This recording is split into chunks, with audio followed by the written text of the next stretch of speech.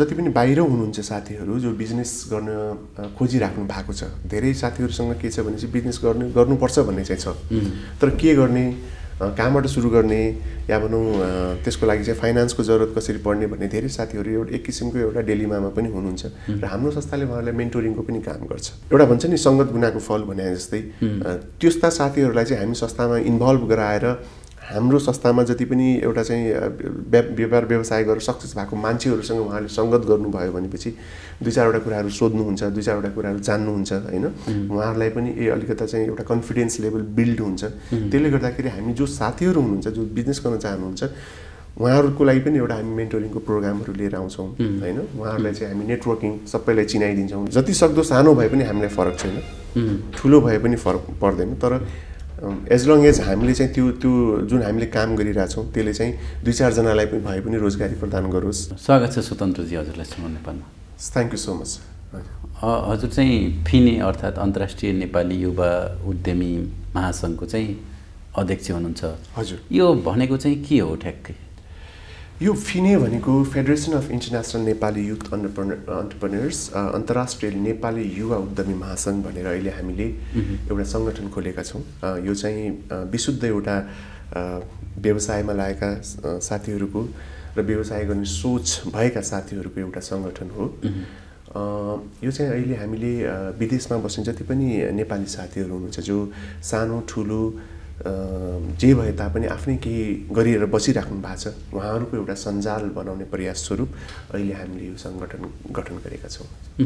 जस्तो यसको उद्देश्य चाहिँ विदेशमा गएका नेपालीहरूले चाहिँ नेपालमा लगानी गर्ने?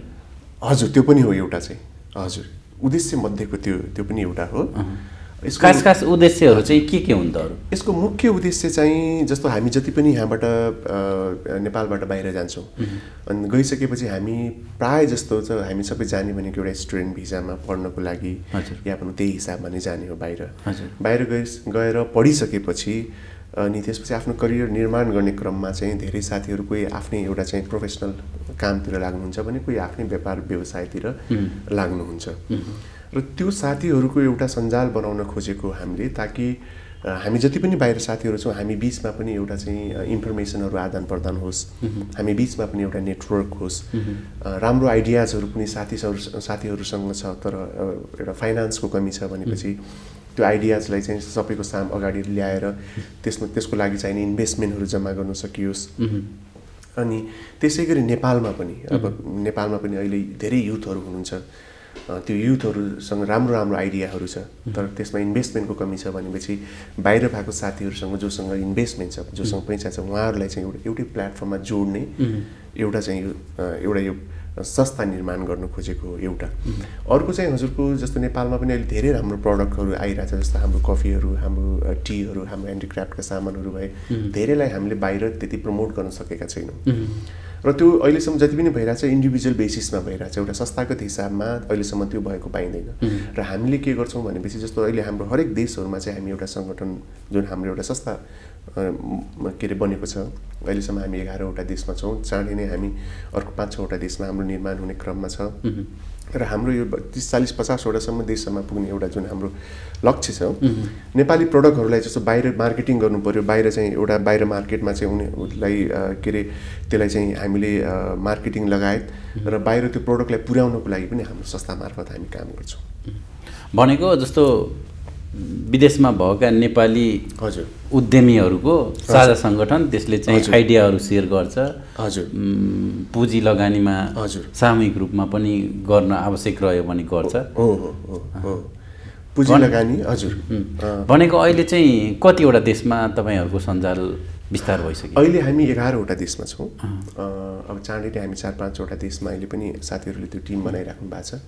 चाँडै नै हामी त्यो 4-5वटा देशमा भएर हामी यो अब 3 महिनाभित्रमै कम्तीमा पनि 20वटा देशमा पुग्दैछौँ।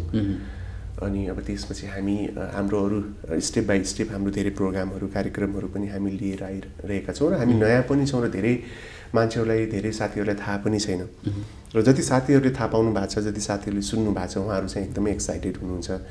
यो समथिङ अलिकता नयाँ पनि भयो, विशुद्ध एकअर्कालाई सहयोग गर्ने एउटा चाहिँ, किनभने जबसम्म आर्थिक पाटो एउटा मान्छेको सबल हुँदैन तबसम्म एउटा भनौँ न एउटा त्यो मान्छेले विकास गर्न सक्दैन, राष्ट्रको विकास हुँदैन, एउटा परिवारको या हरेक कुराहरूमा एउटा आर्थिक पाटो एउटा अभिन्न अङ्ग भएको हुनाले हामी चाहिँ त्यो एकअर्कासँग मिलेर त्यो आर्थिक पाटोलाई चाहिँ हामी अलिकता माथि उकास्न चाहन्छौँ। भनेको जस्तो नेपालीहरू विदेशमा गएपछि धेरै राम्रो राम्रो व्यवसायमा सफल पनि भइसक्नु भएको छ, कति अरबपतिको लिस्टमा पनि हुनुहुन्छ होइन। अब के छ नेपालमा ठ्याक्कै अब त्यो केही सीमित मान्छेहरू हो कि धेरै नेपालीहरू चाहिँ विदेशमा सफल छन् त, के भन्छ तपाईँहरूको आँकडाले? अहिले हेर्ने हो भने पहिला चाहिँ अहिले पनि अब जुन एउटा चाहिँ त्यो टप लेभलमा अरबपति भनेर सीमित मान्छेहरू हुनुहुन्छ, तर त्योभन्दा अलिकता तल या पनि त्यो त्यो त्यो त्यो मार्कमा पुग्न लागेको चाहिँ धेरै नेपालीहरू हुनुहुन्छ जसले चाहिँ अहिले विदेशमा एकदमै राम्रो गर्नुभएको छ। जस्तो अहिले रियल इस्टेटको सेक्टरमा, एजुकेसनको सेक्टरमा, हस्पिटालिटीको सेक्टरमा, हेल्थ केयरको सेक्टरमा, हरेक सेक्टरमा नेपालीहरूले चाहिँ धेरै राम्रो गर्नुभएको छ र उहाँहरूलाई चाहिँ कतिपय चाहिँ अगाडि आउनु भएको छ, मिडियामा आउनु भएको छ, तर कतिपय चाहिँ आफ्नै हिसाबले मजासँग काम गरेर पनि बस्नु भएको छ। त्यसले गर्दाखेरि अहिले जुन यो 5-6 वर्षमा 6-7 वर्षको अन्तरालमा जति पनि नेपालीहरू जानुभएको छ बाहिर, सबैको आफ्नै के गरौँ भन्ने सोच चाहिँ एकदमै पलाएर गएको छ र धेरै युवाहरूले अहिले एकदमै राम्रो गर्नुभएको छ। र यो संस्थाको एउटा उद्देश्य भनेको त्यो युवाहरूलाई पनि अलिकता चाहिँ समाजमा चिनाउने, अहिले अगाडि लिएर आउने र त्यो युवाहरूलाई पनि नेपालमा पनि केही गर्नुपर्छ, युवाहरूको लागि केही गर्नुपर्छ र उहाँहरूले जुन एउटा नलेज र उहाँहरूसँग जुन स्किलले जुन एउटा सक्सेस उहाँले चाहिँ जुन हासिल गर्नुभयो त्यसलाई पनि एउटा सेयर गर्ने त्यो किसिमको कामहरू चाहिँ यो संस्थाले गर्छ। हजुर, जस्तो अब तपाईँहरू चाहिँ विदेशबाट नेपालमा लगानी भित्राउन पनि उत्साहित गराउनुहुन्छ होइन? हजुर, के छ अब तयारी चाहिँ तपाईँहरूको? हामीहरू अहिले अब चाँडै नै हाम्रो संस्थाबाट चाहिँ हामी के अरे यो आइडियाजहरूको चाहिँ एउटा सिड फन्ड भनेर हामी राम्रो आइडियाजहरूको एउटा कम्पिटिसन पनि गराइरहेछौँ र राम्रो आइडियाज भएकोलाई चाहिँ हामीले त्यसको लागि चाहिने फन्डिङहरूको पनि हामी व्यवस्था गर्ने, इन्भेस्टमेन्टहरू खोजिदिने त्यो कामहरू पनि हामी गर्न खोजिरहेछौँ।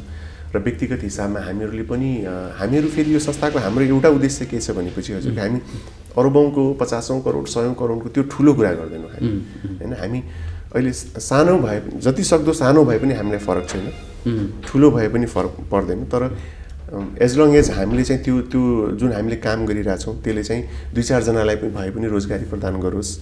उसले आफै जस्तो अहिले हामीले जस्तो चाइनिजहरूलाई हेरौँ या भनौँ यो त्यो साइडको मान्छेहरूलाई हेऱ्यौँ भनेपछि उनीहरू सानै भए पनि आफ्नै के गर्न चाहन्छ, 2-4 जनालाई रोजगारी दिएको हुन्छ। उनीहरूको त्यो जब गर्ने मेन्टालिटी हुँदैन, उनीहरू प्रायः क्रिएटिभ माइन्ड हुन्छ कि आफ्नै भए पनि केही गर्छु र उनीहरू धेरै हदसम्म सक्सेस पनि छन्। र हामीहरूको चाहिँ अलिकता कन्सेप्ट अलिकता मेन्टालिटी त्यो लेभलबाट हामीले पुगिसकेका छैनौँ र त्यसलाई अलिकता त्यस्तो गर्नलाई अलिकता उत्साहित गर्ने किसिमको चाहिँ हाम्रो कार्यक्रमहरू आउँछ। हजुर, जस्तो अब तपाईँले युवा उद्यमी भनेर अन्तर्राष्ट्रिय रूपमै वैदेशिक एउटा सिलसिलामा जानुभएको, विदेशमा सिलसिलामा जानुभएको तपाईँले चाहिँ यो कन्सेप्ट ल्याउनु भयो होइन? हजुर, आज तपाईँ जस्तै हजारौँ युवाहरू, अझ लाखौँ युवाहरू वैदेशिक रोजगारीमा छन्। उनीहरूको लागि चाहिँ के हुन्छ, यो संस्थाले के गर्छ? उनीहरूको लागि चाहिँ अब अहिले जस्तो जति पनि बाहिर हुनुहुन्छ साथीहरू जो बिजनेस गर्न खोजिराख्नु भएको छ, धेरै साथीहरूसँग के छ भने चाहिँ बिजनेस गर्नुपर्छ भन्ने चाहिँ छ, तर के गर्ने, कहाँबाट सुरु गर्ने या भनौँ त्यसको लागि चाहिँ फाइनेन्सको जरुरत कसरी पर्ने भन्ने धेरै साथीहरू एक किसिमको एउटा डिलेमामा पनि हुनुहुन्छ र हाम्रो संस्थाले उहाँहरूलाई मेन्टोरिङको पनि काम गर्छ। जस्तो कि अब र एउटा भन्छ नि सङ्गत गुनाको फल भने जस्तै त्यस्ता साथीहरूलाई चाहिँ हामी संस्थामा इन्भल्भ गराएर हाम्रो संस्थामा जति पनि एउटा चाहिँ व्यापार व्यवसाय गरेर सक्सेस भएको मान्छेहरूसँग उहाँले सङ्गत गर्नुभयो भनेपछि 2-4वटा कुराहरू सोध्नुहुन्छ, 2-4वटा कुराहरू जान्नुहुन्छ होइन।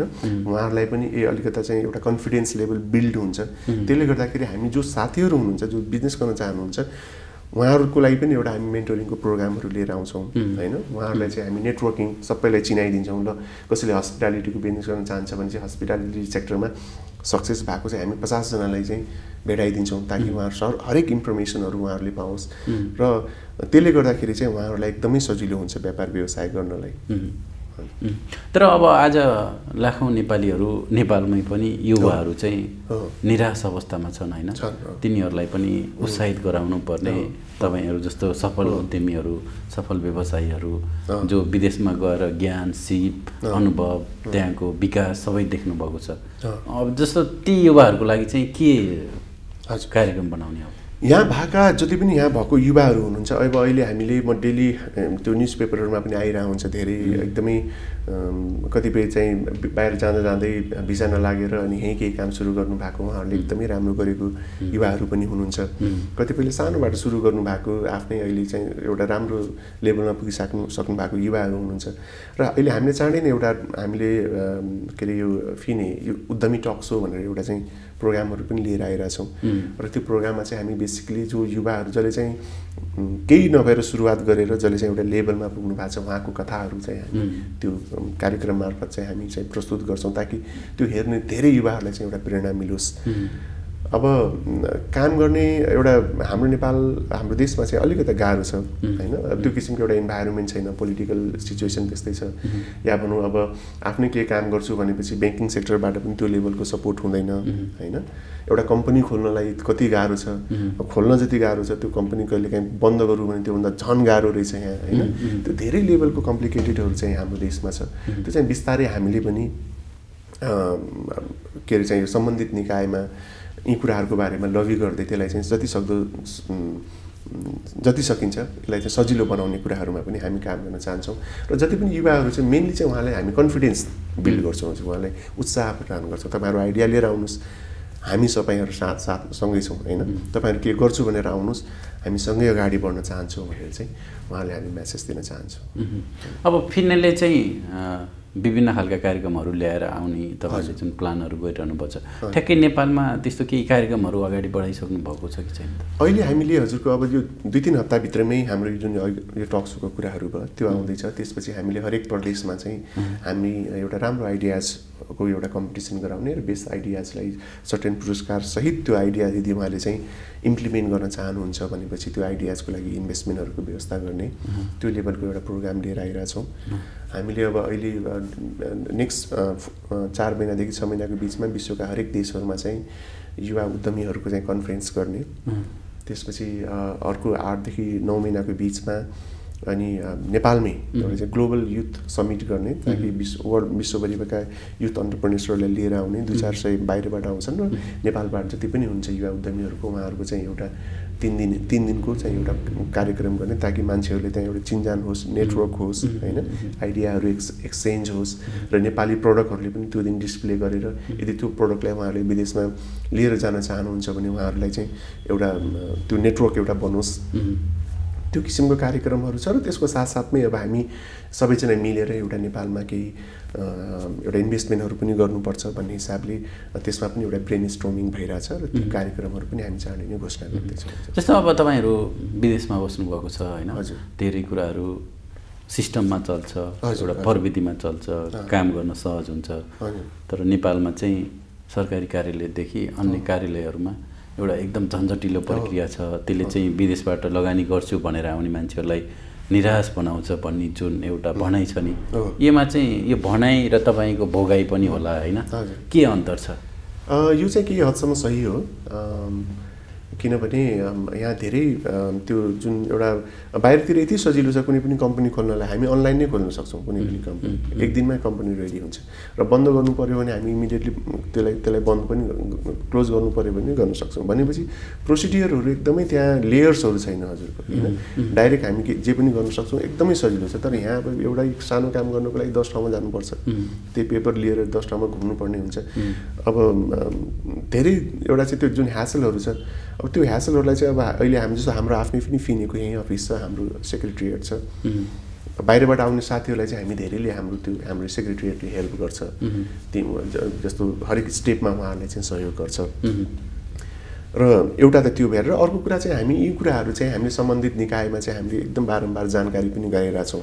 अब अहिलेको नयाँ जेनेरेसन धेरै चाहिँ अब अहिले भनौँ न त्यो सेक्टरहरूमा नीति निर्माण पोलिसी गर्ने ठाउँहरूमा अहिले भनौँ एउटा नयाँ सोच भएको मान्छेहरू पनि पुगिराख्नु भएको छ र हामीले आशा गर्छौँ कि चाँडै त्यो परिवर्तन होला जस्तो लाग्छ। जस्तो अब तपाईँ नेपालमै हुर्किनुभयो, जन्मिनुभयो होइन, अहिले बाहिर जानुभयो, फेरि बाहिर गएर त्यहाँको व्यवसायी बन्नुभयो, सफल पनि हुनुभयो। अब नेपाल आउँदा चाहिँ नेपाल चाहिँ सम्भावनाको लागि चाहिँ तपाईले फेरि विदेशमा लगानी गरिरहनु पर्छ नि, फेरि नेपालमै पनि लगानी गरियो भने सम्भावना चाहिँ कतिको देख्नुहुन्छ? नेपालमा यस्तो छ, नेपालमा लगानीको सम्भावना त धेरै छ, तर नेपालमा जति पनि बाहिर बस्ने युवा उद्यमी साथीहरूले जति पनि नेपालमा लगानी गर्नुहुन्छ, तर नेपालमा त्यो फाइदाको हिसाबमा भन्दा पनि एउटा सेन्टिमेन्टल एउटा जुन कनेक्सन हुन्छ त्यो हिसाबले चाहिँ हामीहरू आउजाउ गर्ने बाटो पनि भयो र अझ देशको एउटा चाहिँ माया, किनभने हामी जब नेपाल जान्छौँ त्यति बेला कम्तीमा पनि एउटा 18, 20, 21 वर्षको भइसकेको हुन्छ र त्यति बेलासम्म यो देशको माया, आफ्नो ठाउँको माया यति प्रगाढ भएर मनमा बसेको हुन्छ। हामी बाहिर गएर जति नै सुकै एउटा फ्यासिलिटीमा बसे पनि, जति जेसुकै जस्तोसुकै लाइफस्टाइल भए पनि हामीलाई यही राम्रो लाग्छ भनौँ न, आफ्नै देशको एउटा चाहिँ एउटा आफ्नै गाउँठाउँ होइन, आफ्नै साथीभाइ, त्यसलाई चाहिँ हामी एकदमै मिस गर्छौँ। त्यसले गर्दाखेरि हामीलाई के भइरहेको हुन्छ भने चाहिँ आफ्नै देशमा पनि केही गर्नु पाए एउटा राम्रो हुन्थ्यो होइन, साथीभाइहरूको लागि या आफू जस्तो युवाहरूको लागि। र त्यो चाहिँ फर्स्ट प्रायोरिटी हुन्छ जहिले पनि। अब प्रफिट चाहिँ जहिले पनि हामी चाहिँ सेकेन्डरी सोचिरहेको हुन्छौँ, किनभने लगानी सेक्युरिटीको हिसाबमा त बाहिर जहिले पनि भनेको नेपालमा पैसा कमाउने भन्दा पनि देशको मायालाई व्यक्त गर्ने जस्तो। हो, एक्ज्याक्ट, त्यो चाहिँ पहिलो प्रायोरिटी हुन्छ हजुरको, हामी प्रायः जस्तो लगानी गर्ने। तर इन्भेस्टको हिसाबले चाहिँ, इन्भेस्ट पछिको इन्कमको हिसाबले चाहिँ नेपाल कस्तो छ? इन्भेस्ट पछिको इन्कमको हिसाबमा त अहिले धेरै पोलिसीहरू बनिरहेछ अहिले नेपालमा। जस्तो कि अब अहिले हामीसँग यति गाह्रो छ कि अहिले भर्खरै 4-5 दिन अगाडि मात्रै अहिले चाहिँ हाम्रो के अरे नेपाल गभर्मेन्टले बाहिर बस्ने नेपालीहरूलाई $5,000 सम्मको मिनिमम $5,000 सम्मको खाता खोल्न पाउने, फिक्स डिपोजिट गर्न पाउने र त्यो डिपोजिटबाट आएको इन्ट्रेस्ट पनि लान पाउने भन्ने हिसाबले अहिले यो पहिलोचोटि आइरहेछ। पहिला चाहिँ यो एकदमै धेरै अमाउन्ट थियो जस्तो लाग्छ मलाई, कति करोडसम्म थियो जस्तो लाग्छ मलाई मिनिमम अमाउन्ट होइन। अब अहिले यहाँको हामीमा अलिकता त्यो पोलिसी निर्माणको क्रममा छ। अब अहिले हामीलाई के छ भनेपछि हामी त कतिपय कुराहरू यहाँ इन्भेस्ट गरिसके पनि सजिलै लान पनि पाउँदैन होइन, बाहिर लान पनि पाउँदैन भनेपछि पोलिसी लेभलमा चाहिँ धेरै काम गर्न बाँकी छ। जस्तो इन्कम हुन्छ नेपालमा, हजुर, तर तपाईँले म फेरि यसलाई लगेर विदेशमा आफ्नो बिजनेसलाई एक्सप्लान गर्छु अथवा विदेशबाट पैसा ल्याएर यहाँ चाहिँ इन्भेस्ट गर्छु, यो चाहिँ अलिकति असहज हो? एकदमै असहज छ, किन ल्याउन सजिलो छ तर यहाँबाट लान एकदमै गाह्रो छ होइन। यहाँबाट ल्याउन पनि कतिपय अवस्थामा पैसाहरू रोकिएको भन्ने कुरा लान त यदि हामीले इन्कम सोर्सहरू देखायौँ, उताबाट आउने इन्कम सोर्सहरू देखायौँ र त्यहाँबाट हामीले सोर्स देखायो भने ब्याङ्क थ्रु ल्याउन चाहिँ त्यति गाह्रो छैन अहिलेको सिनारियोमा, तर त्यसको चाहिँ इन्कम सोर्स उताबाट देखाउनु पर्यो। तर लान चाहिँ यताबाट पैसा लान गाह्रो छ होइन। त्यसले गर्दाखेरि पनि धेरै मान्छेहरूलाई चाहिँ डिस्करेज गरिरहेछ यहाँ इन्भेस्ट गर्नको लागि। तर अब बिस्तारै अब यो नेपाल गभर्मेन्टका जुन निकायले, सम्बन्धित निकायले पनि यी कुराहरू बुझिराख्नु भएको छ र बिस्तारै यसमा चेन्ज होला भन्ने चाहिँ हामी आशा गर्छौँ। भनेको अब जस्तो लैजान चाहिँ $5,000 भन्दा बढी अथवा त्यो चाहिँ ल्याउनलाई भयो। अहिले बाहिर बस्ने हरेक नेपालीले चाहिँ $5,000 को यहाँ खाता खोल्न पायो, फिक्स डिपोजिट मिनिमम, र त्यो म्याक्सिमम कतिसम्म? म्याक्सिमममा चाहिँ उहाँहरूले भन्नुभएको छैन, म्याक्सिमम सायद धेरै पनि गर्न पायो र त्यो पैसा चाहिँ ब्याङ्कमा फिक्स डिपोजिटमा राख्नु पर्यो र त्यसबाट आएको इन्ट्रेस्ट 1 वर्षपछि म त्यो पैसा फिर्ता लैजान्छु भनेपछि त्यो पैसा चाहिँ फिर्ता लान दिने भन्ने अस्ति।